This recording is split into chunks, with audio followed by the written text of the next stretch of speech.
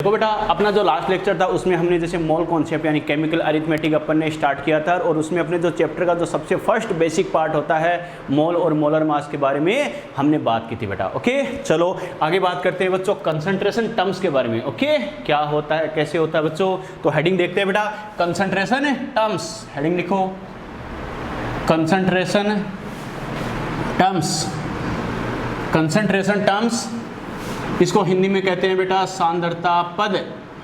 क्या कहते हैं, सांद्रता पद। ओके बच्चों, देखो एक्चुअल में अगर हम कंसंट्रेशन टर्म्स की बात करें तो ये क्या होता है, वैसे अगर टारगेट के लेवल पे बात करें तो बच्चों एक्चुअल में क्या होता है, जैसे हम सॉल्यूशन चैप्टर के साथ पढ़ते हैं। क्यों, क्योंकि मोल कॉन्सेप्ट में भी ये यूज़ होता है, और ये जो सॉल्यूशन चैप्टर होता है 12th की फिजिकल का उसके साथ भी पढ़ाया जाता है। ओके, तो 11th के बेसिस पे अगर अपन बात करें तो मोल कॉन्सेप्ट के साथ तो बताना ही पड़ता है, थोड़ा हिंट देना पड़ता है, लेकिन अगर क्या 12th में दोबारा बताना पड़ता है तो सेम कॉन्सेप्ट है, वही बात है बच्चों। तो क्या करेंगे, टारगेट लेवल पे दोनों को एक साथ ही सॉल्यूशन के साथ पढ़ लिया जाता है। क्यों, क्योंकि मोल में जितना यूज़ होता है वो टारगेट वालों को बच्चों को बेसिकली आइडिया होता है कि क्या होता है, कैसे होता है, कोई दिक्कत नहीं है।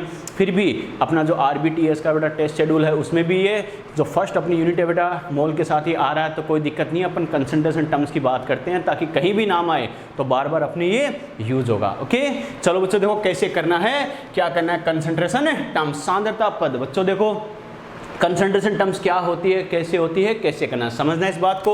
नॉर्मली अपन सॉल्यूशन चैप्टर में क्या होते हैं कि दो कंपोनेंट होते हैं, दो घटक क्या करते हैं, अगर दो कंपोनेंट दो घटक को अगर हम आपस में मिलाएं तो वो अगर क्या, अगर उनका होमोजीनियस मिक्सचर हो यानी एक दूसरे में पूरी तरीके से घुल जाए तो वो क्या करता है, सॉल्यूशन का फॉर्मेशन करता है, विलयन का निर्माण करता है। मैंने क्या कहा, दो कंपोनेंट दो घटक, बच्चा कहेगा सर वो क्या होता है, तो बच्चों देखो एक कंपोनेंट क्या होता है, सॉल्यूट, और एक कंपोनेंट क्या होता है, सॉल्वेंट। मैंने क्या कहा, एक होता है बेटा सॉल्यूट, एक होता है सॉल्वेंट। ओके ठीक है, सॉल्यूट को हिंदी में कहते हैं बच्चों विलेय, ठीक है, और सॉल्वेंट होता है बेटा विलायक।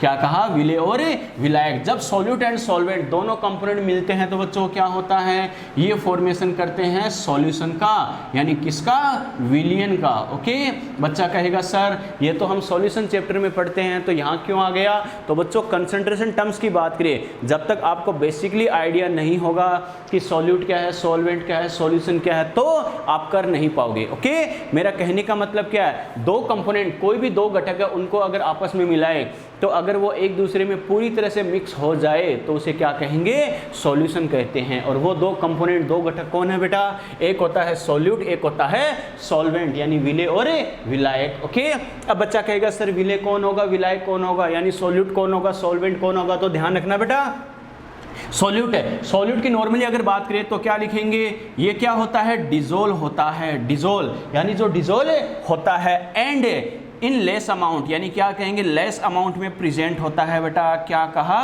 यानी डिजोल्व होगा, घुलेगा, और कम मात्रा में प्रेजेंट होगा बेटा। क्लियर, ठीक है। सॉल्वेंट की अगर हम अपन बात करें तो क्या लिखेंगे, डिजोल्व, यानी क्या कहेंगे, डिजोल्व टू सॉल्यूट।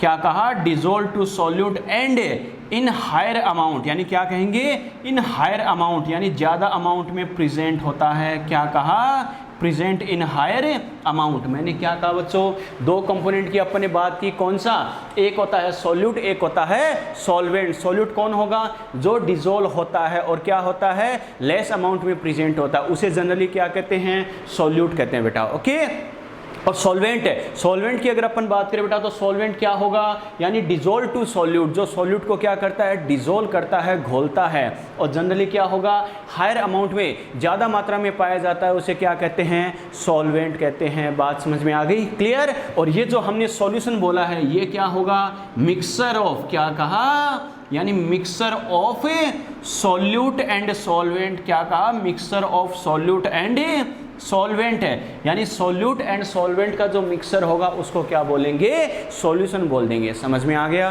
तो बच्चों ये बार बार काम में आएंगे, सॉल्यूट क्या होता है, सॉल्वेंट क्या होता है, सॉल्यूशन क्या होता है, मतलब समझ में आ गया, क्लियर। ठीक है बेटा, देखो एक एग्जाम्पल से हम इस बात को समझते हैं बच्चों, क्या करना, कैसे करना। फॉर एग्जाम्पल जैसे अपन ये लिखे बेटा, मिक्सचर ऑफ, क्या कहा, mixture of sugar and water, क्या कहा, mixture of sugar and water. Sugar और वाटर के अगर हम मिक्सचर की बात करें बच्चों तो क्या होगा, हमें पता है, ये बताओ शुगर एंड वाटर को मैं कंपेयर करूं तो ये बताओ शुगर वाटर को डिसोल्व करता है या वाटर शुगर को डिसोल्व करता है?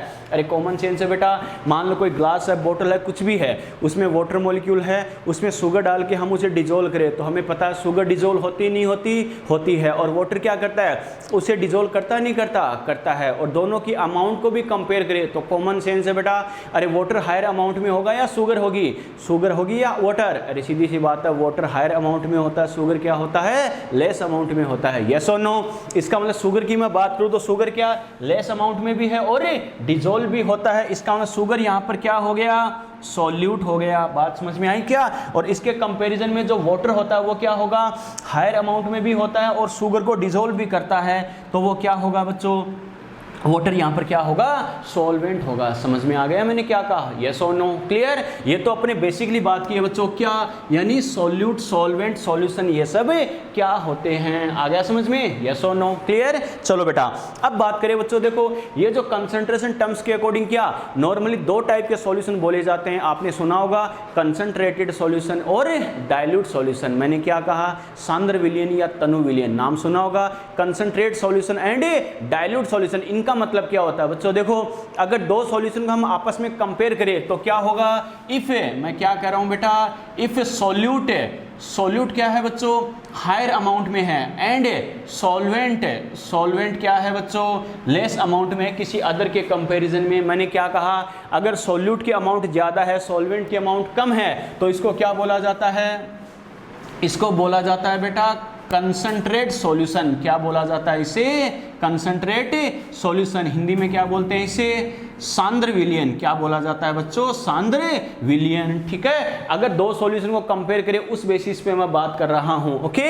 या फिर अपन क्या करें, अगर किसी अदर सॉल्यूशन से कंपेयर करें तो क्या कहा, अगर किसी अदर सॉल्यूशन के कंपैरिजन में सॉल्यूट की अमाउंट कम है एंड सॉल्वेंट की अमाउंट क्या है बच्चों, ज्यादा है, तो क्या कहेंगे, ऐसे सॉल्यूशन को क्या बोला जाता है, डाइल्यूट सॉल्यूशन। क्या बोला जाता है बच्चों, डाइल्यूट सॉल्यूशन। इसको बोला जाता है हिंदी में तनु विलयन। समझ में आ गया, यस और नो? ठीक है बेटा, अरे आपने नाम सुना होगा डाइल्यूट HCl या फिर क्या कंसंट्रेट HCl या फिर सांद्र H2SO4, तनु H2SO4, नाम सुना है ना? इसका मतलब यही है बच्चों, क्या कहा, अगर दो सॉल्यूशन को कंपेयर करें तो क्या हुआ, जैसे सॉल्यूशन ए और बी है, इसमें क्या होगा, अगर सॉल्यूशन ए में बी के कंपैरिजन में अगर सॉल्यूट की अमाउंट ज्यादा है, मैंने क्या कहा, सॉल्यूट की अमाउंट ज्यादा है और सॉल्वेंट की अमाउंट कंपैरेटिवली कम है, तुलनात्मक रूप से कम है, तो उस सॉल्यूशन के लिए क्या वर्ड यूज होता है, कंसंट्रेट सॉल्यूशन, सांद्र विलयन यूज होता है। क्लियर? ठीक है बेटा। या फिर क्या कहेंगे, अगर किसी दूसरे सॉल्यूशन के कंपैरिजन में, अगर मान लो किसी सॉल्यूशन में सॉल्यूट कम है, सॉल्वेंट ज्यादा है, तो उसके लिए क्या वर्ड यूज होता है, डाइल्यूट सॉल्यूशन, तनु विलयन शब्द यूज होता है। समझ में आ गया? क्लियर? तो बेसिकली अगर हम बात करें बच्चों, ये हमारे बार बार काम आएगा, सॉल्यूट क्या होता है, सॉल्वेंट क्या होता है, सॉल्यूशन क्या होता है, और डाइल्यूट सॉल्यूशन, कंसंट्रेट सॉल्यूशन, इनका मीनिंग क्या होता है, कैसे होता है। समझ में आ गया? क्लियर? को डाउट? नोट करो फटाफट, नोट किया, स्क्रीनशॉट लो फटाफट। बात समझ में आ गई बेटा?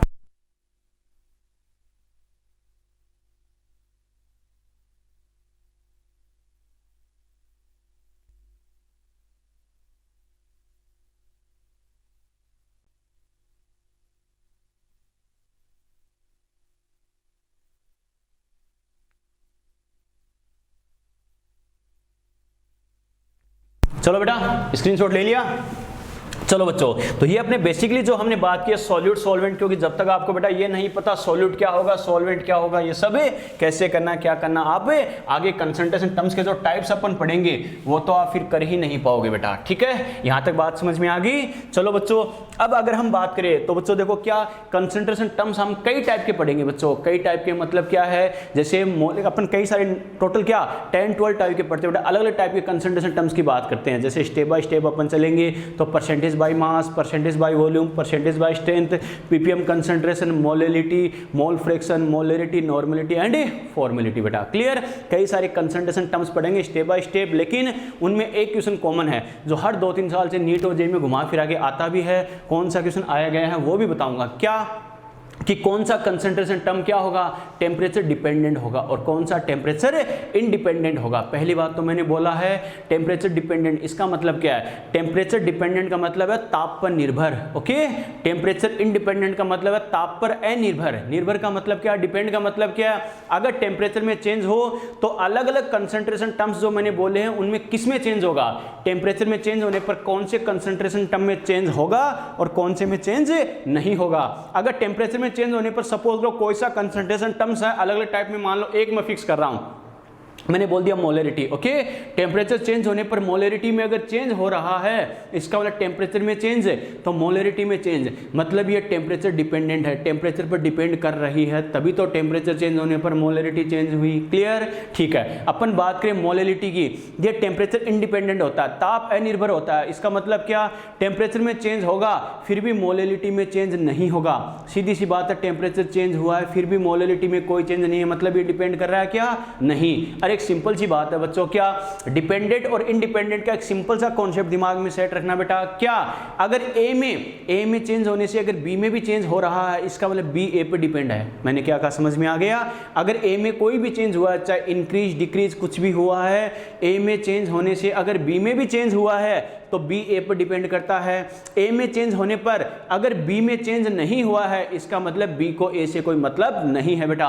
सिंपल सी बात है, अपने देश में बेटा कुछ भी अच्छा बुरा जो भी होता है हम पे सीधा सा उसका इफेक्ट आता है, नहीं आता, आता है। क्यों, क्योंकि हम अपनी कंट्री पे डिपेंड करते हैं। यस और नो, होता है बच्चों। लेकिन पाकिस्तान में रोज बम फूटते हैं, हमें उस पर हम पर कोई फर्क पड़ता है क्या, नहीं बेटा। क्यों, क्योंकि हम उस पर डिपेंड नहीं है। मैंने क्या कहा, अपने कंट्री में कुछ भी अच्छा बुरा होता है हम पर सीधा उसका इफेक्ट आता है। क्यों, क्योंकि हम अपनी कंट्री पर डिपेंड करते हैं। बात समझ में आ गई, क्लियर, ठीक है। लेकिन किसी अदर कंट्री में कुछ हो हम पर उसका ज़्यादा इफेक्ट नहीं आता बच्चों। क्यों, क्योंकि अगर बाय द वे हम उस पर ज़्यादा डिपेंड नहीं करते तो इसका मतलब उसमें चाहे कुछ भी हो हम पर उसका कोई इफेक्ट नहीं आएगा। ओके, तो डिपेंडेंट और इंडिपेंडेंट, निर्भर और अनिर्भर, इसका सिंपल सा मीनिंग दिमाग में सेट रखना।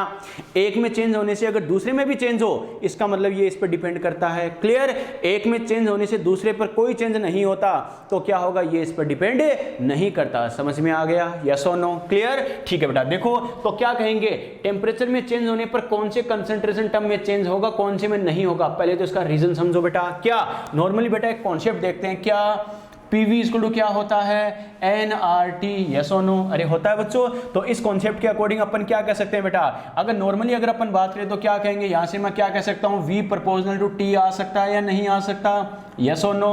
अरे V प्रोपोर्शनल टू T, इसका मतलब क्या होगा बेटा, अगर टेम्परेचर इंक्रीज होगा डायरेक्टली प्रोपोर्शनल। अरे डायरेक्टली प्रोपोर्शनल का मतलब क्या है बेटा, जैसे A में जैसे T में चेंज वैसे ही V में चेंज बेटा। T इंक्रीज तो V इंक्रीज, T डिक्रीज तो V डिक्रीज है। डायरेक्टली प्रोपोर्शनल और इनवर्स वाला कॉन्सेप्ट ध्यान है ना।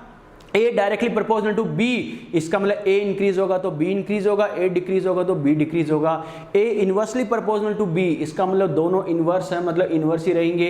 A इंक्रीज तो B डिक्रीज, B इंक्रीज तो A डिक्रीज बेटा। ये कब होगा, जब इनवर्स होगा, अपोजिट विकर्मानुपाती होगा। बात समझ में आ गई, क्लियर। लेकिन ये डायरेक्टली प्रोपोर्शनल समानुपाती है, इसका मतलब टेम्परेचर इंक्रीज तो V इंक्रीज, और अगर टेम्परेचर डिक्रीज तो V डिक्रीज। यस और नो, कहने का मतलब है डिपेंड करता नहीं करता। मेरा कहने का मतलब क्या, टेम्परेचर इंक्रीज तो वॉल्यूम इंक्रीज, टेम्परेचर डिक्रीज तो वॉल्यूम डिक्रीज बच्चों। इसका मतलब मैं क्या कह सकता हूं शॉर्ट में, अगर T चेंज, क्या कहा, T में चेंज होता है तो क्या होगा, इसकी वजह से बेटा V भी क्या होगा, चेंज होगा। शॉर्ट एंड स्वीट में अगर मैं कहूं तो मेरा कहने का पर्पज ये है बच्चों, समझ में आ गया। क्या कहा, अगर टेम्परेचर में चेंज होगा तो वॉल्यूम में भी चेंज होगा। क्यों होगा, इसका रीजन ये है। अब मैं क्या कह सकता हूं, इसका मतलब है जिस कंसंट्रेशन टर्म में वॉल्यूम इंक्लूड है, मैंने क्या कहा, जिस कंसंट्रेशन टर्म के अलग अलग टाइप के कंसंट्रेशन टर्म पढ़ेंगे, जिस कंसंट्रेशन टर्म के फॉर्मूले में वॉल्यूम इंक्लूड है बेटा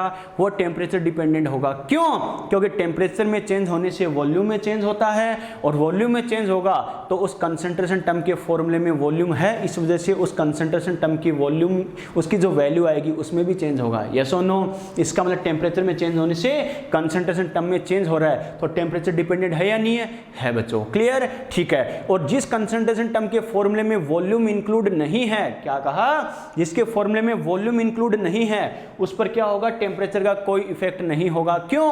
क्योंकि टेम्परेचर वॉल्यूम को चेंज करेगा, और जब उसके फॉर्मूले में वॉल्यूम है ही नहीं, इंक्लूड ही नहीं है, तो हमें पता है बेटा उस कंसंट्रेशन टर्म की वैल्यू पर कोई फर्क पड़ेगा क्या? कोई फर्क नहीं पड़ेगा। समझ में आ गया? यस और नो? क्लियर। चलो बेटा देखो, तो नॉर्मली क्या अलग अलग कंसंट्रेशन टर्म जो हम पढ़ेंगे उसमें सभी में अलग अलग रटे क्या कि ये डिपेंड करता, ये डिपेंड नहीं करता, तो सभी रटने के बजाय बेटा मैं एक साथ लिखा रहा हूं। कैसे? एक मैं लिखा रहा हूं टेम्परेचर डिपेंडेंट, क्या कहा, टेम्परेचर डिपेंडेंट कंसंट्रेशन टर्म्स। मैंने क्या कहा, टेम्परेचर डिपेंडेंट कंसंट्रेशन टर्म्स कौन कौन से होते हैं बच्चों देखो सभी के नाम एक साथ लिख रहा हूं मैं। कैसे?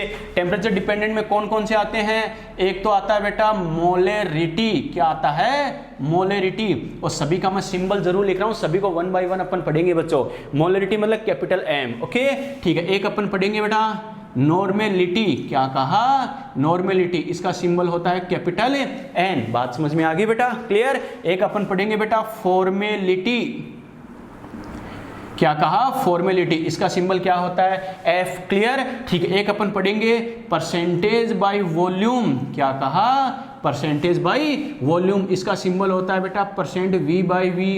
अरे बात समझ में आ गई? क्लियर। एक अपन पढ़ेंगे बेटा परसेंटेज बाय स्ट्रेंथ, क्या कहा, परसेंटेज बाय स्ट्रेंथ, इसका फॉर्मूला जो सिंबल होता है बेटा परसेंट डब्ल्यू बाई वी। ये 5 क्या होते हैं, टेम्परेचर डिपेंडेंट होते हैं। क्यों?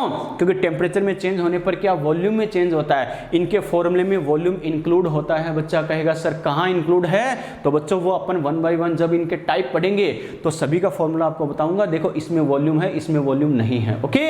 इस वजह से ये टेम्परेचर डिपेंडेंट है, ताप निर्भर सांद्रता पद, ओके ठीक है बेटा। तो क्या होगा, ये टेम्परेचर डिपेंडेंट है। इसमें जो ये मोलेरिटी वाला है, ये मोलेरिटी वाला तो बेटा पूछा हुआ भी है, नीट 2019 में यही पूछा था, कौन सा टेम्परेचर डिपेंडेंट है, मोलेरिटी। समझ में आ गया? क्लियर, ठीक है। नेक्स्ट कंडीशन में क्या लिख रहा हूं बेटा, टेम्परेचर इंडिपेंडेंट, क्या कहा, temperature independent concentration terms. Temperature independent concentration terms का मतलब क्या, ताप अनिर्भर सांद्रता पद, यानी जो टेम्परेचर पर डिपेंड नहीं करेंगे। टेम्परेचर पर डिपेंड नहीं करने का मतलब क्या है, अगर टेम्परेचर में चेंज हो तो भी इनमें कोई चेंज नहीं होगा, ओके।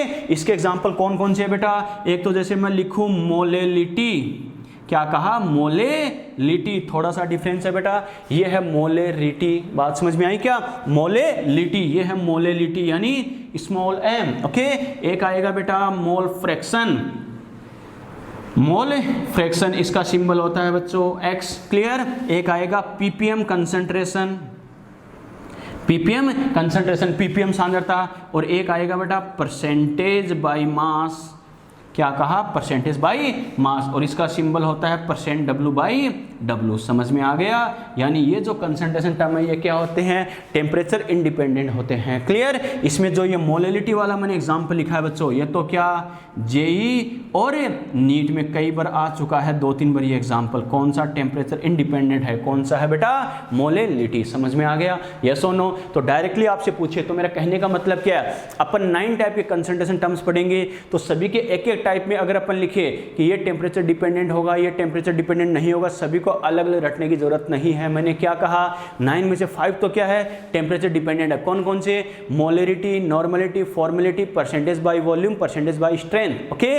और 4 क्या है, टेम्परेचर इंडिपेंडेंट है। कौन से, मोलेलिटी, मोल फ्रैक्शन, और क्या लिखेंगे, पीपीएम कंसंट्रेशन, परसेंटेज बाय मास। और क्यों है बच्चों, रीजन भी मैंने बताया, जिसके फॉर्मूले में वॉल्यूम इंक्लूड होगा वो टेम्परेचर डिपेंडेंट है। क्यों? क्योंकि टेम्परेचर में चेंज होने से वॉल्यूम में चेंज होगा, और वॉल्यूम में चेंज होगा तो कंसंट्रेशन टर्म की वैल्यू में भी चेंज होगा। इसका मतलब फाइनली टेम्परेचर में चेंज होने से उस कंसंट्रेशन टर्म की वैल्यू में चेंज हो गया, टेम्परेचर में चेंज तो कंसंट्रेशन टर्म की वैल्यू में चेंज, टेम्परेचर डिपेंडेंट, ओके ठीक है। और जिसके फॉर्मूले में वॉल्यूम है ही नहीं बच्चों, वो क्या होगा, टेम्परेचर में चेंज होने से वॉल्यूम में चेंज होता है, लेकिन जब उसके फॉर्मूले में वॉल्यूम है ही नहीं तो टेम्परेचर का कोई इफेक्ट आएगा क्या, नहीं। इसका टेम्परेचर की वजह से उस कंसंट्रेशन टर्म की वैल्यू पर कोई इफेक्ट नहीं आ रहा, मतलब वो टेम्परेचर इंडिपेंडेंट है बेटा। समझ में आ गया? यस और नो? क्लियर। फटाफट स्क्रीनशॉट लो बेटा, आगे बात करते हैं, फटाफट लो। यहां तक कोई डाउट है तो बोलो। यस और नो? चलो बेटा, वेरी गुड, बात समझ में आ गई। ये बेटा शॉर्ट एंड स्वीट में आपको बहुत खतरनाक चीजें बातें बता रहा हूं मैं, ध्यान रखना बच्चों, सीधे देखते टिक लगेगा, क्या होगा कैसे होगा, ठीक है।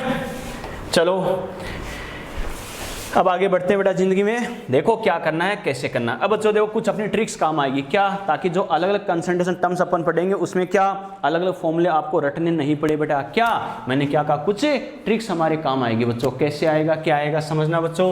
नॉर्मली अगर अपन बात करें बेटा क्या, तो देखो ये चीज ध्यान रखना, मोल ये क्या होता है बेटा, मोल। अरे सीधी सी बात है, ये क्या होगा, मोल। पता ही है, बच्चा कहेगा सर इसमें क्या बात है, हमें पता ही है। बिल्कुल बेटा पता है, तो लेकिन फिर भी ध्यान रखना, पता है तो भी क्या, W क्या होता है, मास या फिर अमाउंट या फिर क्या कहेंगे, वेट। अरे बात समझ में आई क्या, यस और नो, क्लियर, ठीक है। MW या फिर बोले बेटा ओनली M, ये क्या होगा, मोलर मास। क्या कहा, मोलर मास या मोलिकुलर वेट, ओके।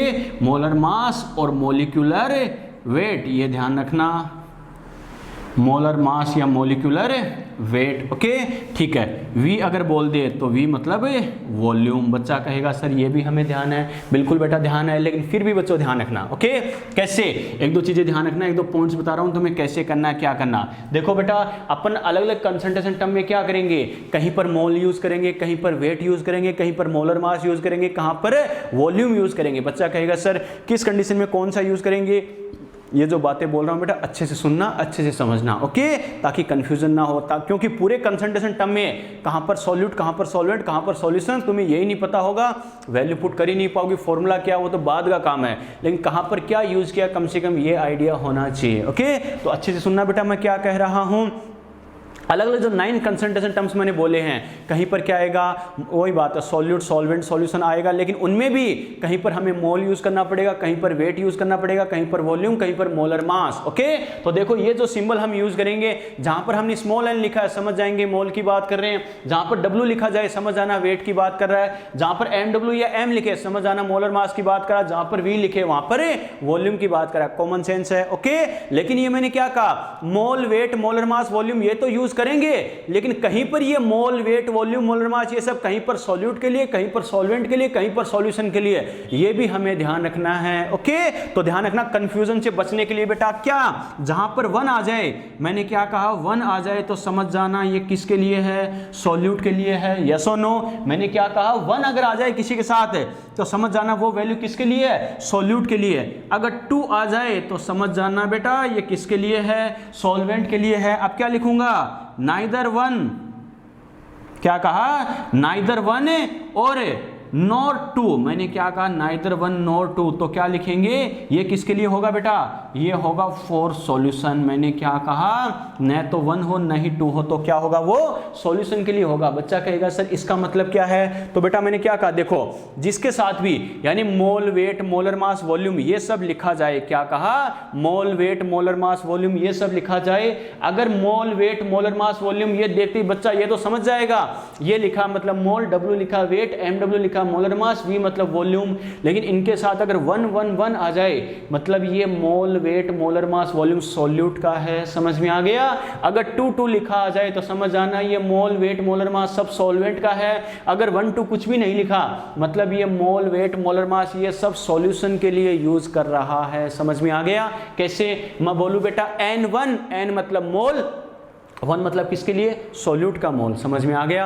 मैं बोलूं N2, N मतलब मोल, 2 मतलब सॉल्वेंट का मोल, क्लियर। ओनली N लिखे, N मतलब मोल, 1 2 कुछ भी नहीं लिखा मतलब क्या, सॉल्यूशन के मोल की बात कर रहा है, क्लियर। मैं बोलूं W, W मतलब वेट, W1 बोल दिया सॉल्यूट का वेट, W2 2 मतलब सॉल्वेंट का, W मतलब वेट, सॉल्वेंट का वेट, ओनली W सॉल्यूशन का वेट, M1 सॉल्यूट का मोलर मास, M2 सॉल्वेंट का molar mass, only M solution का मोलर मास, V1 मतलब क्या, सॉल्यूट का वॉल्यूम, V2 सॉल्वेंट का वॉल्यूम, ओनली V सॉल्यूशन का वॉल्यूम। समझ में आ गया मैंने क्या बोला है, यस और नो, क्लियर। तो ये चीज जरूर ध्यान रखना बच्चों, हर फॉर्मूले में बार बार ये काम आएगी, क्लियर। चलो बेटा एक ट्रिक और ध्यान रखना बेटा, क्या, एक और ट्रिक्स मैं बता रहा हूं बच्चों बहुत काम आएगी, कैसे करना है क्या करना है, अलग अलग कंसंट्रेशन टर्म्स को ध्यान रखना, इजी वे में कैसे करना है। ओके चलो एक ट्रिक और दिमाग में सेट रखना बेटा, जितने भी कंसंट्रेशन टर्म्स है, मैंने क्या कहा, कोई से भी कंसंट्रेशन टर्म्स का फॉर्मूला लिखेंगे तो ऊपर क्या आता है बेटा,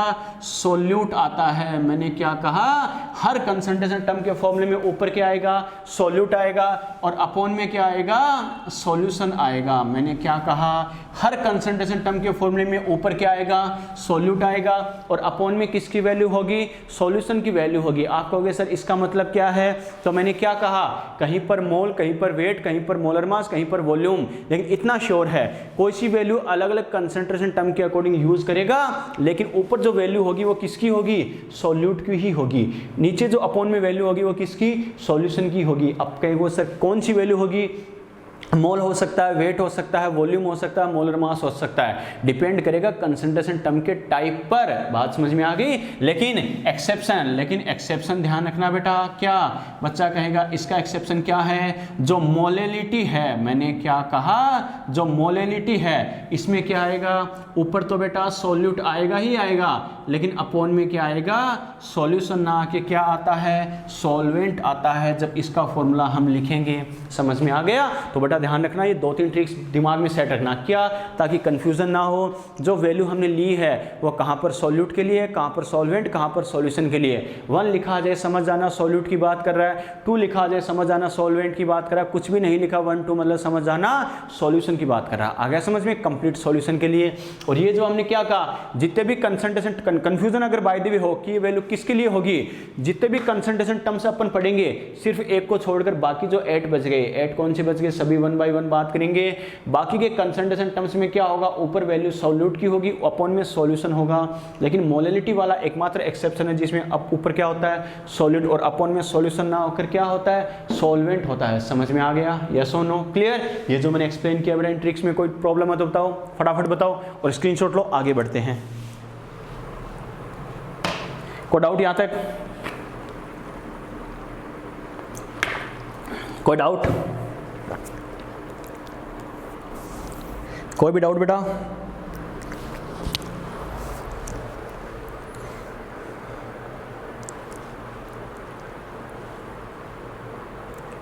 चलो बेटा, अरे आगे बढ़े, यस और नो।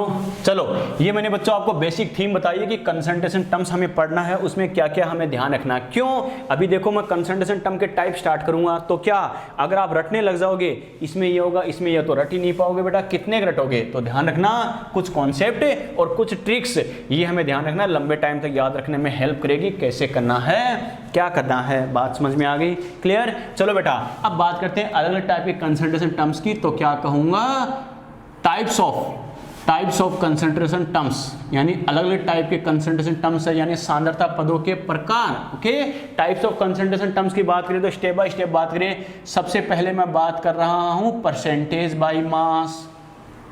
क्या बात कर रहा हूं, परसेंटेज बाय मास। इसका सिंबल होता है बेटा क्या, परसेंट W बाई W। मैंने क्या कहा, इसका सिंबल क्या होता है, percent W by W। Okay बच्चों देखो, क्या इसके 2 तरीके होते हैं। क्या आपको देखो, कॉन्सेप्ट तो ध्यान होना ही चाहिए, ट्रिक्स भी दिमाग में सेट होनी चाहिए। अब कैसे, इसकी डेफिनेशन से आप फॉर्मूला बना सकते हो या फॉर्मूले से डेफिनेशन बना सकते हो। मैंने क्या कहा, सूत्र से परिभाषा याद रख सकते हो या परिभाषा से सूत्र बना सकते हो। कैसे बना सकते हो बेटा, समझना, पहले फॉर्मूला बनाते हैं, डेफिनेशन रखना बहुत ईजी हो जाएगा। कैसे समझना बेटा इस बात को, इसका देखो सिंबल क्या है, सिंबल है परसेंट W बाई W। मैंने क्या कहा, सिंबल क्या है, इसका प्रतीक क्या है, परसेंट W बाई W। जहां भी बेटा परसेंट W बाई W लिखा आ जाए तो समझ जाना परसेंटेज बाई मास या परसेंटेज बाई वेट की बात कर रहा है। ओके ठीक है बेटा, समझना। ऊपर क्या लिखा है, W। मैंने क्या कहा, ऊपर क्या लिखा है, W। W मतलब किसका सिंबल है, वेट का, यस और नो। अपॉन में भी क्या लिखा है, W मतलब किसका सिंबल है, वेट का सिंबल है। इसका मतलब ऊपर भी हमें W यूज करना है, वेट यूज करना है, अपॉन में भी W यानी वेट यानी भार यूज करना है। और हमें पता है ऊपर जो वैल्यू होती है वो किसके लिए होती है, सॉल्यूट के लिए, विलय के लिए, याद है ना। और अपॉन में जो वैल्यू होती है वो किसके लिए होती है, सॉल्यूशन के लिए, यस और नो। अरे ट्रिक याद है ना। ऊपर जो वैल्यू होगी वो किसके लिए, सॉल्यूट के लिए, और सॉल्यूट को किसकी टर्म में लिखना है, W यानी वेट की टर्म में, और हमें पता है वेट की टर्म में बेटा सॉल्यूट का वेट क्या होता है, W1, यस और नो, अरे बात समझ में आ गई, W1 हो गया मतलब सॉल्यूट का वेट है, अपोन में क्या है बेटा, अपोन वाली वैल्यू किसके लिए होती है, सॉल्यूशन के लिए, और सॉल्यूशन को किसकी टर्म में लिखना है, W मतलब वेट की टर्म में, और सॉल्यूशन के वेट को क्या लिखूंगा, W1 W2 या क्या लिखूंगा, ओनली W, सॉल्यूशन की बात करा तो ओनली W, आ गया समझ में, क्लियर। और परसेंट बोला है तो मल्टीप्लाई क्या कर देंगे, 100, काम खत्म, ये मेरे पास क्या आ गया, इसका फॉर्मूला आ गया, समझ में आ गया। इसका मतलब मैं क्या कह सकता हूं बेटा, सॉल्यूट का वेट अपॉन सॉल्यूशन का वेट मल्टीप्लाई बाय 100, परसेंट का मतलब ही क्या होता है, 100 होता है बच्चों, आ गया समझ में, क्लियर। बस ये इसका फॉर्मूला आ गया। इसका मतलब इसकी डेफिनेशन अगर मैं बोलूं तो क्या करूंगा, सॉल्यूट को भी वेट की टर्म में लेना है, सॉल्यूशन को भी वेट की टर्म में लेना है, और 100 से कंपेयर करना है, तो क्या लिखेंगे, 100 ग्राम सॉल्यूशन में, क्या कहा, 100 ग्राम सॉल्यूशन में जो सॉल्यूट का वेट होता है वो क्या बोला जाता है, परसेंटेज बाय मास, क्या कहा, यानी वेट ऑफ सॉल्यूट। मैं क्या कह सकता हूं बेटा, यानी वेट ऑफ सॉल्यूट, क्या कहा, wait of solute in 100 gram solution, काम खत्म, यानी 100 ग्राम सॉल्यूशन में जो सॉल्यूट का वेट होगा उसको क्या बोलेंगे, परसेंटेज बाय मास बोलेंगे, समझ में आ गया, यस और नो।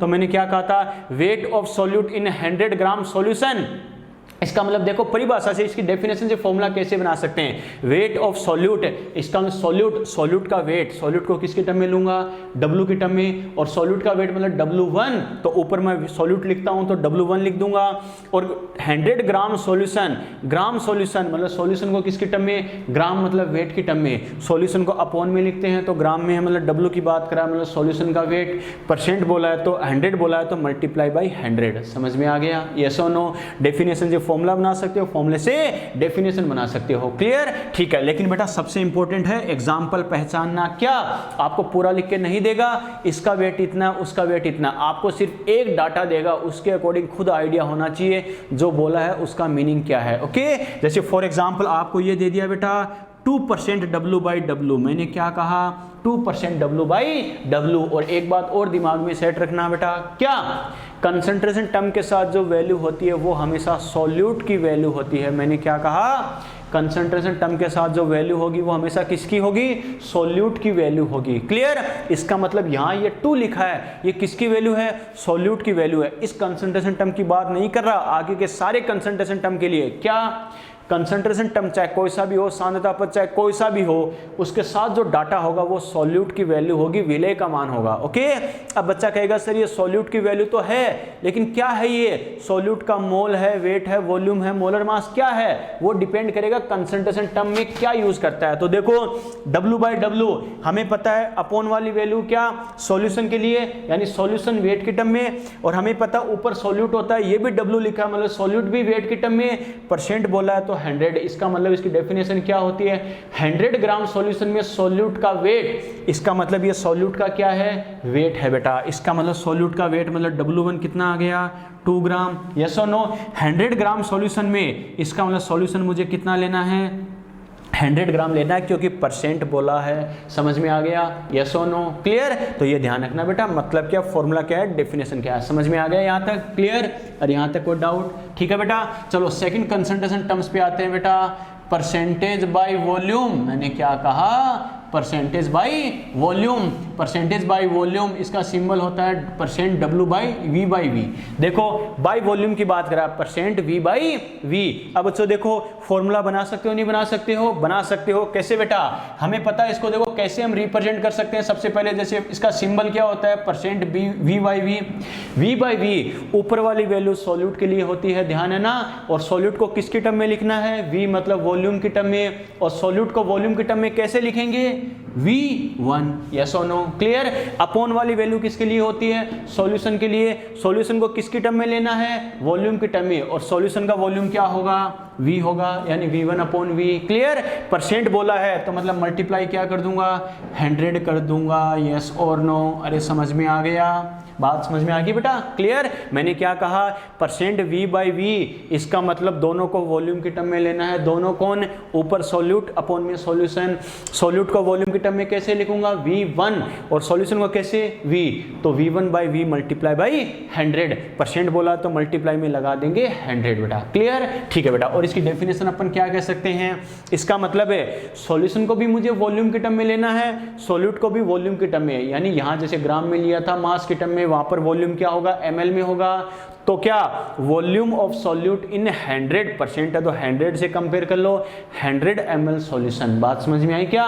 100 ml विलियन में जो विलय का आयतन होगा उसे ही क्या बोलेंगे? उसका परसेंटेज बाय वॉल्यूम बोला जाएगा। क्लियर? मैंने क्या कहा बेटा?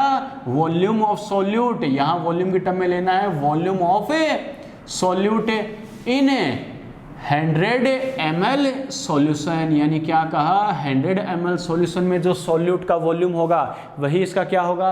परसेंटेज बाय वॉल्यूम बोला जाएगा। प्रतिशत आयतन आ गया समझ में? प्रतिशत आयतन बोला जाता हिंदी में बेटा। बात समझ में आई? ये बोला जाता भार प्रतिशत या द्रव्यमान प्रतिशत, ये प्रतिशत आयतन। क्लियर? लेकिन मैंने क्या कहा? एग्जाम्पल देखो बेटा, इंपॉर्टेंट क्या है? एग्जाम्पल को पहचानना। आपको पूरा डाटा नहीं देगा, बस आपको ये दे देगा 2% V/V। मैंने क्या कहा? 2% V/V। इसका मतलब क्या है? 2% V/V मतलब किसकी बात कर रहा है? वॉल्यूम स्ट्रेंथ की बात कर रहा है, यानी आयतन प्रतिशत की बात कर रहा है। इसका मतलब सर ने कहा था कंसंट्रेशन टर्म के साथ जो डाटा होता है वो हमेशा क्या होता है? सॉल्यूट का होगा। लेकिन V/V बोला है, मतलब मुझे सॉल्यूट को किसकी टर्म में? वॉल्यूम की टर्म में, और सॉल्यूशन भी किसकी टर्म में? वॉल्यूम की टर्म में। ये डाटा किसका है? सॉल्यूट का, यानी सॉल्यूट का क्या है? वॉल्यूम, यानी V1 कितना हो गया? 2 ml। और सॉल्यूशन नहीं दे रखा, वॉल्यूम की टर्म में लेना है, और नहीं दे रखा तो परसेंट मतलब क्या? 100। इसका मतलब V, सॉल्यूशन का वॉल्यूम कितना आएगा? 100 ml। समझ में आ गया? तो इनडायरेक्टली मुझे पता चल गया कि 100 ml सॉल्यूशन में सॉल्यूट का वॉल्यूम कितना है? 2 ml है बेटा। समझ में आ गया? क्लियर? चलो बेटा, ये अपना सेकंड कंसंट्रेशन टर्म। थर्ड पर बात करते हैं बेटा, परसेंटेज बाई मास वॉल्यूम और percentage by strength. Percentage by strength, ठीक है? इसका सिंबल होता है बेटा परसेंट W/V। मैंने क्या कहा? Percent W/V। बच्चों देखो, इसके दो नाम होते हैं, परसेंटेज बाय मास वॉल्यूम, द्रव्यमान आयतन प्रतिशत या प्रतिशत सामर्थ्य। मैंने क्या कहा? द्रव्यमान आयतन प्रतिशत या प्रतिशत सामर्थ्य। इसका मतलब क्या होता है? एक बात तो श्योर है, मास वॉल्यूम, मास और वॉल्यूम यानी W और V दोनों आएंगे बच्चों। क्लियर? और आपने देखा भी है बेटा, W और V दोनों आ रहे हैं, तो इसकी डेफिनेशन बता सकते हो। पहले फॉर्मूला लिख लो बेटा, कोई दिक्कत नहीं, डायरेक्टली अगर नहीं बता उसको। परसेंट W/V, मैंने क्या कहा? इसका सिंबल क्या होता है? इसका प्रतीक क्या होता है? W/V। देखो बच्चों, ऊपर जो वैल्यू होती है वो किसकी? W यानी वेट की। आ गया समझ में? इसका मतलब ऊपर जो वैल्यू होती है सॉल्यूट, W लिखा मतलब वेट की टर्म में, और ऊपर कौन होता है? सॉल्यूट, यानी सॉल्यूट को वेट की टर्म में मैं क्या लिखूंगा? W1। बात समझ में आ गई? अपॉन में कौन होता है बेटा? सॉल्यूशन। सॉल्यूशन को किसकी टर्म में लिखूंगा? वॉल्यूम की टर्म में। और सॉल्यूशन को वॉल्यूम की टर्म में कैसे लिखते हैं? V1, V2, V3 कैसे लिखेंगे? Only V। यस और नो? परसेंट बोला है तो मल्टीप्लाई क्या करूंगा बेटा?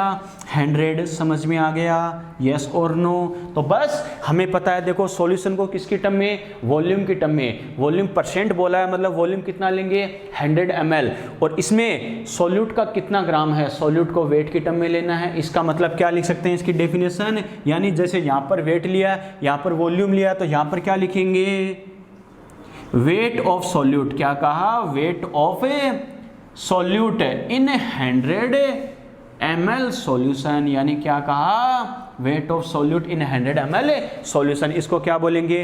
परसेंटेज बाय मास वॉल्यूम या परसेंटेज बाय स्ट्रेंथ। आ गया समझ में? क्लियर? चलो बेटा देखो, और फॉर एग्जांपल, जैसे मैंने क्या कहा, एग्जांपल ज़्यादा इंपॉर्टेंट है, आपको सिर्फ एक डाटा देगा, खुद पता होना चाहिए जो दे रखा उसका मतलब क्या है। कैसे? 2% W/V है। मैंने क्या कहा? कंसंट्रेशन टर्म के साथ जो वैल्यू होगी, इसका मतलब क्या कहा? यानी कंसंट्रेशन टर्म के साथ जो वैल्यू होती है वो हमेशा किसकी होती है? सॉल्यूट की वैल्यू होती है। किसकी होती है बेटा? सॉल्यूट की वैल्यू होती है। तो यहां पर बात करें, देखो सॉल्यूट कितना है? 2, और किसकी टर्म में? ऊपर वाली वैल्यू W यानी वेट की टर्म में। तो W1 मेरे पास कितना आ गया? 2 ग्राम। क्लियर? और अपॉन में सॉल्यूशन कितना? 100, तो V इक्वल टू कितना आ गया? 100 ml, इसका मतलब 2% W/V है, तो क्या करूँगा, यानी 100 ml सॉल्यूशन में सॉल्यूट का वेट कितना है, 2 ग्राम है। समझ में आ गया, यस और नो, क्लियर, ठीक है बेटा। तो ये ध्यान रखना, और एक चीज़ और दिमाग में रखना बेटा, क्या, देखो बच्चों, अगर बायोरिएक्टर, दो बातें बोल रहा हूँ, दिमाग में सेट रखना, ये सबसे कॉमन कंसंट्रेशन टर्म है बेटा। मैंने क्या कहा, ये सबसे कॉमन कंसंट्रेशन टर्म का मतलब क्या, इन तीनों में सबसे ज़्यादा यूज़ किया जाने वाला कौन सा है, थर्ड वाला बेटा। कैसे, नॉर्मली आप कॉस्मेटिक या फिर कोई भी, जैसे मान लो लिक्विड सिरप होती है बेटा, देखा होगा आपने, सिरप होती है मेडिसिन में, लिक्विड फॉर्म में होती है, उनमें जब आप देखोगे, चाहे कॉस्मेटिक प्रोडक्ट्स हो या फिर क्या सिरप वगैरह हम यूज़ करते हैं मेडिसिन में, उनमें जो कंपोजिशन लिखा होता है, जो भी अपन बोतल वगैरह या जो मतलब पैकिंग होती है, उस पर हर पे क्या कंपोजिशन लिखा होता है, ये इतना होता है, ये इतना, ये इतना। अरे चाहे मिनरल्स हो, चाहे आयंस हो, जो भी हो बेटा, यानी कोई कुछ भी न्यूट्रिएंट्स हो बेटा, जो भी क्या होते हैं बेटा, पोषक तत्व, सभी लिखे होते नहीं होते, होते हैं। मैक्सिमम पे क्या लिखा आएगा, % W/V, यानी 0.5% W/V, 0.2% W/V। इसका मतलब क्या, जो मेडिसिन फार्मेसी इंडस्ट्री होती है, इसमें सबसे ज़्यादा यूज़ करने वाला कंसंट्रेशन टर्म यही होता है। समझ में आ गया, क्योंकि चाहे कॉस्मेटिक हो, चाहे अपने क्या मेडिसिन इंडस्ट्री, अपन क्या करते हैं, सॉल्वेंट को लिक्विड फॉर्म में यूज़ करते हैं, मतलब वॉल्यूम की टर्म में, तो हमें पता है, और उसमें सॉल्यूट मिलाते हैं, तो सीधी सी बात है, सॉलिड सॉल्यूट है, वेट की टर्म में आएगा, और सॉल्वेंट अगर लिक्विड फॉर्म में है तो फाइनली सॉल्यूशन होगा, वो भी वॉल्यूम की टर्म में आएगा। समझ में आ गया, तो W/V का यूज़ करते हैं नॉर्मली, क्या, ये सबसे कॉमन कंसंट्रेशन टर्म है, सबसे सामान्य सांद्रता पद, सबसे ज़्यादा यूज होने वाला, क्लियर। और ध्यान रखना, अगर आपको कंसंट्रेशन टर्म के बारे में कोई भी इंफॉर्मेशन नहीं हो, मैंने क्या कहा, सिर्फ डाटा ये दे दिया 2%, 5%, 10%, सिर्फ ये बोला है, लेकिन तीनों में से कौन सा कंसंट्रेशन टर्म तुम्हें यूज़ करना है, अगर ये बोल देता 2% बाई मास, बच्चा समझ जाता W/W की बात कर रहा है, ये बोल देता 2% V/V या वाई वॉल्यूम, बच्चा समझ जाता है V/V की बात कर रहा है, बोल देता 2% बाई स्ट्रेंथ, और जानबूझ के ये वर्ड देगा, ध्यान रखना, 2% बाई स्ट्रेंथ या 2% मास वॉल्यूम, बच्चा समझ जाता W/V की बात कर रहा है, लेकिन ये बोले 2% सॉल्यूशन, 2% बोला है, कुछ भी नहीं बता रहा कौन सा लेना है, तो क्या करना, थर्ड वाला यूज करना है, % W/V, क्योंकि सबसे ज्यादा यूज होने वाला कंसंट्रेशन टर्म तीनों में यही है बेटा। समझ में आ गया, क्लियर। इनमें को डाउट है तो बोलो फटाफट। डेफिनेशन क्या होती है, फॉर्मूला क्या होता है, और एग्जाम्पल कैसे हमें समझना है, क्या करना है, समझ में आ गया, फटाफट बोलो, फटाफट फटाफट। को डाउट बेटा, वेरी गुड। तो बच्चों देखो, स्टार्टिंग में आपको समझाने का पर्पज क्या था बेटा, क्या, जैसे मैंने कहा बच्चों, W1 क्या होता है, V1 क्या होता है, W क्या होता है, V क्या होता है, टाइम पास करने की जरूरत नहीं है बच्चों, क्लियर। चलो बेटा ध्यान रखना, तो ये तो अपने स्टार्टिंग का, यानी 1 2 3, यानी स्टार्टिंग के 3 कंसंट्रेशन टर्म्स की अपन ने बात की है, कैसे होते हैं, क्या होते हैं बच्चों, क्लियर। चलो आगे बात करते हैं बच्चों।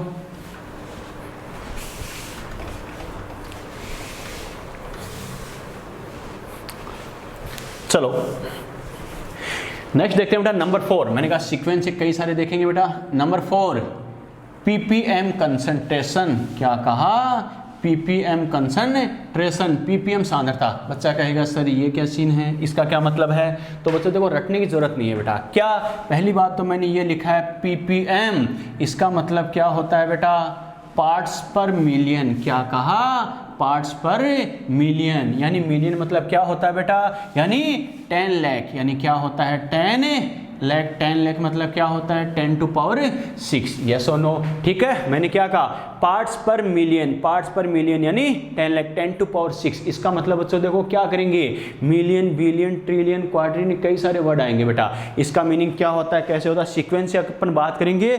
एक बात तो श्योर है बेटा, पार्ट्स पर मिलियन, मिलियन वर्ड यूज हुआ, इसका मतलब क्या करना है, इस कंसंट्रेशन टर्म को हम क्या करते हैं बेटा, यानी इस कंसंट्रेशन को डायरेक्टली यूज ना करके क्या करना, स्टार्टिंग के 3 जो हमने परसेंटेज की बात की है बच्चों, तो क्या करना है, इस कंसंट्रेशन टर्म को 100 के रेस्पेक्ट में ना करके किसके रेस्पेक्ट में कंसीडर करना है, 10 टू पावर 6 के रेस्पेक्ट में। मैंने क्या कहा, स्टार्टिंग के 3 कंसंट्रेशन टर्म में परसेंट आ रहा था, यानी 100 के रेस्पेक्ट में अपन ने कंसीडर किया, लेकिन इसको क्या करेंगे, 100 के रेस्पेक्ट में ना करके क्या करना है, 10 टू पावर 6 के रेस्पेक्ट में करना है बच्चों, क्लियर। एक बात ध्यान रखना, कई बार बच्चों ppm की जगह ppb भी आ जाता है बेटा। कैसे, जैसे मान लो ये 2-3 टर्म्स लिखा रहा हूं, ये ध्यान रखना बेटा। क्या, अगर मिलियन की बात करें, मिलियन होता है 10 टू पावर 6, क्लियर। अगर बेटा एक वर्ड आपको दे देगा क्या, बिलियन, बिलियन आ जाएगा 10 टू पावर 9, क्लियर। एक आ जाएगा बेटा ट्रिलियन, क्या कहा, ट्रिलियन, ट्रिलियन होता है 10 टू पावर 12, यानी अरे 10 टू पावर 3 का डिफरेंस आता जाता है। एक होता है बेटा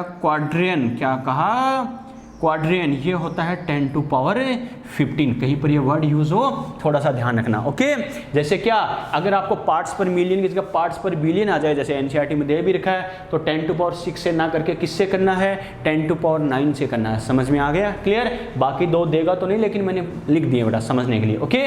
कैसे, मैंने क्या कहा, स्टार्टिंग में 3 कंसंट्रेशन टर्म में अपने क्या कहा, वेट ऑफ सॉल्यूट यानी परसेंटेज के रेस्पेक्ट में करते हैं, 100 के रेस्पेक्ट में। इसको क्या करेंगे बेटा, इसको 100 के रेस्पेक्ट में ना करके किससे करना है, ppm, मिलियन, 10 लाख के रेस्पेक्ट में। इसका मतलब मैं क्या कहूंगा, वेट ऑफ सॉल्यूट, क्या कहूंगा, weight of solute, weight of solute in 10 to power 6 gram solution. क्या कहा बेटा, यानी 10 टू पावर 6 ग्राम सॉल्यूशन में जो सॉल्यूट का वेट होगा उसे क्या बोलेंगे, पीपीएम कंसंट्रेशन बोला जाएगा, ओके। बच्चा कहेगा सर कैसे, तो देखो इसका फॉर्मूला क्या बना सकते हैं, PPM concentration equal to weight of solute, यानी सॉल्यूट को क्या लेना है, वेट की टर्म में लेना है। इसका मतलब ऊपर वाली वैल्यू हमेशा सॉल्यूट की होती है बेटा, और सॉल्यूट को वेट की टर्म में लेना है। सॉल्यूट को वेट की टर्म में कैसे लिखते हैं, W1, क्लियर। अरे W मतलब वेट, मतलब W सॉल्यूट की बात करा तो W1 solution 10 to power 6 gram solution,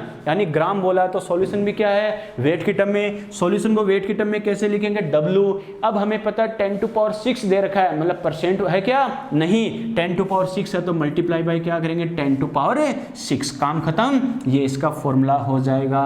समझ में आ गया, यस और नो। लेकिन मैंने क्या कहा, डेफिनेशन फॉर्मूला रखने की बजाय ये भी आइडिया होना चाहिए जो हमें दे रखा है, कि क्वेश्चन में सिर्फ आपको एक वर्ड देगा बेटा, उसके अकॉर्डिंग खुद को आइडिया होना चाहिए कि जो गिवन है उसका मीनिंग क्या है, ओके। कैसे, मैं ये बोल दूं 2 ppm, क्या कहा, 2 ppm। मैंने एक ही बात कही है, चाहे कोई सा ही कंसंट्रेशन टर्म हो, कंसंट्रेशन टर्म के साथ जो वैल्यू होती है वो किसकी होगी, सॉल्यूट की वैल्यू होगी बेटा, विले का मान होगा। कैसे, यहाँ क्या लिखा 2 ppm, इसका मतलब सॉल्यूट क्या है, 2 है। अब ये 2 किसकी टर्म में है, मोल वेट किसकी टर्म में है, तो पीपीएम कंसंट्रेशन का कॉन्सेप्ट याद होना चाहिए, क्या, 10 टू पावर 6 ग्राम सॉल्यूशन में सॉल्यूट का वेट, काम खत्म। मैंने क्या कहा, 10 टू पावर 6 ग्राम सॉल्यूशन में सॉल्यूट का वेट, उसकी पीपीएम कंसंट्रेशन होती है। इसका मतलब ये सॉल्यूट का वेट है, मतलब मेरे पास W1 कितना आ गया है बेटा, 2 ग्राम, काम खत्म है। और पीपीएम बोला है, मतलब मिलियन के रेस्पेक्ट में, 10 टू पावर 6 के रेस्पेक्ट में, मतलब सॉल्यूशन कितना है नहीं दे रखा, तो 10 टू पावर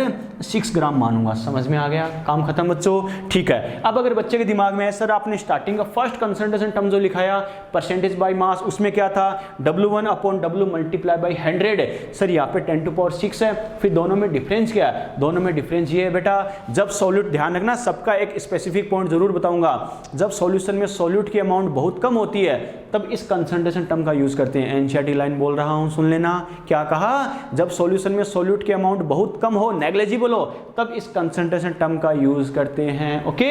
कैसे, पीपीएम, पार्ट्स पर मिलियन, यानी सॉल्यूशन के 1 मिलियन में क्या, पार्ट्स पर पार्ट, यानी 10 टू पावर 6 ग्राम में सॉल्यूशन में सॉल्यूट का 1 पार्ट। समझ में आ गया, तो क्या कहा, सॉल्यूशन में सॉल्यूट बहुत कम अमाउंट में होगा तब उसे पीपीएम कंसंट्रेशन के टर्म में रिप्रेजेंट किया जाता है। जैसे जेईई में तो पढ़ाते हुए बेटा क्या, यानी हार्डनेस ऑफ वाटर, उसमें क्या करते हैं, यानी क्या, कैल्शियम मैग्नीशियम आयंस की वजह से होती है, तो वो हार्डनेस को पीपीएम कंसंट्रेशन टर्म में रिप्रेजेंट करता है। या फिर एटमॉस्फेयर हो गया, या फिर क्या, अपने जैसे मान लो क्या सीवेज वाटर होता है, उसमें भी क्या होता है बेटा, यानी जो इंप्योरिटीज होती है उसको पीपीएम कंसंट्रेशन टर्म की टर्म रिप्रेजेंट करता है। एक जो इकोलॉजी चैप्टर है बेटा बायोलॉजी में 12th के लास्ट यूनिट 10th वाली, उसमें क्या, राइट साइड में एक डायग्राम बना रखा है, उसमें फिशेज का एग्जांपल दे रखा है बेटा। क्या अपन देखते हैं, जैसे मान लो डिटर्जेंट पाउडर वगैरह अपन यूज करते हैं बेटा, साबुन, सोप, डिटर्जेंट वगैरह, तो अपन धोते नहाते जो भी करते हैं बेटा, क्या करते हैं, जो डिटर्जेंट होता है, पाउडर होता है, वो क्या करता है, अरे सीवेज वाटर के साथ हमें पता ओशियन रिवर में जाकर मिक्स होता नहीं होता, होता है। तो क्या होता है बेटा, वो डिटर्जेंट पाउडर के जो पार्टिकल है वो क्या करते हैं, जो छोटी छोटी फिशेज होती है वो क्या करती है, उनको गेन करती है और उनको खा जाती है, फूड पार्टिकल समझ के। छोटी फिशेज को क्या, बड़ी वाली फिशेज आके खा जाती है, उन फिशेज को उससे बड़ी वाली फिशेज, ऐसे करते करते लास्ट में देखा होगा एक ईगल होता है बेटा, वो क्या लास्ट में क्या होता है, डिटर्जेंट खाते खाते क्या होता है, यानी डिपॉजिट होता जाता है, शरीर में इकट्ठा होता जाता है, लास्ट में करते करते जो क्या होता है बच्चों, जो ईगल होता है उसमें सबसे ज्यादा अमाउंट में क्या होता है बेटा, इसकी अमाउंट पाई जाती है। तो उसमें डाटा दे भी रखा है 0.002 ppm, फिर 0.02 ppm, 0.2 ppm, ऐसे करते करते, यानी कहने का मतलब क्या, अरे जो फिशेज वगैरह होती है वो नेग्लिजिबल अमाउंट में डिटर्जेंट खाएगी, जाएगी। ऐसा है क्या कोई एक फिश क्या होगी 1-2 किलो डिटर्जेंट खा जाएगी? नहीं बेटा, तो वो भी क्या होता है नेग्लिजिबल अमाउंट में होता है। तो उसमें भी जो क्या होता है, जो फिशेज का एग्जाम्पल दे रखा है वो ppm कंसंट्रेशन में ही रिप्रेजेंट कर रखा है आपकी बायोलॉजी के एनसीईआरटी में, आप देख सकते हो। ओके चलो बेटा, ये अपने कंसंट्रेशन टर्म के 4 टाइप डिस्कस किए हैं। यहाँ तो कोई डाउट है तो बोलो फटाफट। आज की क्लास में कोई दिक्कत है तो बताओ। No sir, no doubt, yes sir, no sir, yes sir, no sir. तुम कंफ्यूज कर देते हो, आधे यस सर आधे नो सर। चलो यूनिफॉर्म में बोला करो नो सर, मतलब कंफ्यूज नहीं करता। ओके सर, चलो बेटा कोई दिक्कत नहीं बेटा, कोई डाउट है तो बोलो फटाफट। चलो यहाँ तक बात ठीक है। अपने नेक्स्ट लेक्चर में बात करेंगे बेटा इसके आगे कंसंट्रेशन टर्म यानी mole fraction, molality, molarity, normality और फॉर्मेलिटी। बेटा यहाँ तक अच्छे से रिवाइज करना, कोई डाउट हो पूछना बेटा, स्क्रीनशॉट ले लो, क्लास एंड करते हैं बेटा। Okay bye.